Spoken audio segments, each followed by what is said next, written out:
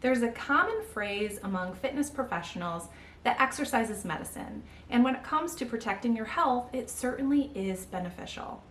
We know that exercise is a crucial part of healthy living and preventing certain diseases like heart disease or diabetes, but there's also evidence that suggests that regular physical activity helps your immune system as well.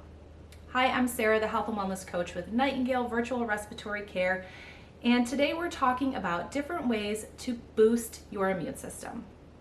According to research, regular exercise enhances immune defense activity by making you more resistant to infection and better equipped to deal with pathogens that have already gained traction in your body.